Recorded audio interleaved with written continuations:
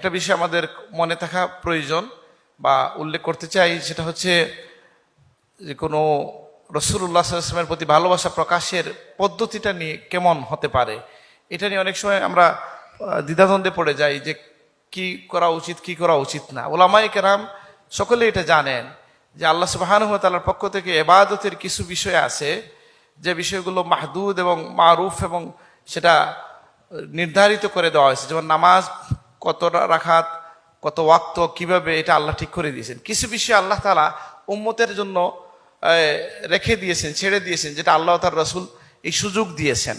উদাহরণস্বরূপ কি বলা হয়, যেমন একটা উদাহরণ দেওয়া যেতে পারে, আমরা পিতামাতার যে সম্মান, পিতামাতার খিদমত, এটা কোরআন কারিমে আমরা পাচ্ছি। আল্লাহ বলতেছেন যে ওয়ালা তাকুল্লাহুমা উফিন ওয়ালা তানহারহুমা কুল্লাহুমা কাওলান কারীমা ওয়াখফিদ লাহুমা জানাহাজ যুল্লি মিনার রাহমা।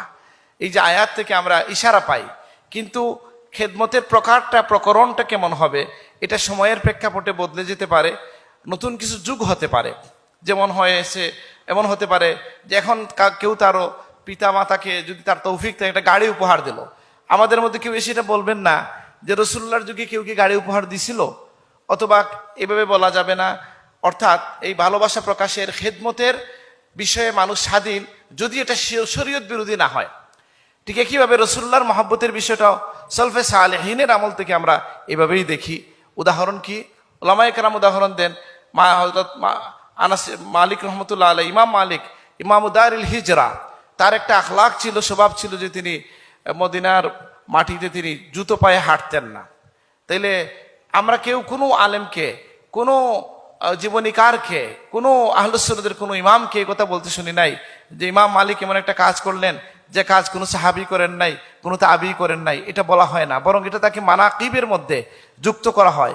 ঠিক একইভাবে আহমদ ইবনে হাম্বল রহমাতুল্লাহর একটা বর্ণনা পাওয়া যায় যে যখনই রাসূলুল্লাহর নাম তিনি শুনতেন, হেলান দিয়ে বসে থাকলে তিনি সোজা হয়ে বসতেন, শোয়া থাকলে শেষ বয়সে যখন তার কষ্ট হইতো তখনও তাকে তুলে দিতে হইতো যে আমি শোয়া অথবা হেলান দিয়ে রাসূলুল্লাহর নাম নিতে পারবো না। এটা ছিল তার একটা খুসুসি, ব্যক্তিগতভাবে তার রাসূলুল্লাহর প্রতি মহব্বতের একটা প্রকাশ। সুতরাং রাসূলুল্লাহর মহব্বতের এই প্রকাশের ক্ষেত্রে সময়ের প্রেক্ষাপটে, যুগের প্রেক্ষাপটে আমাদের পদ্ধতিগত পরিবর্তন বা সংযোজনের কোনো অসুবিধা নেই বলে আলেমরা মতামত রাখেন। তো যাই হোক, আমরা আশা করি আজকের এই মাহফিল, আজকের এই নাচ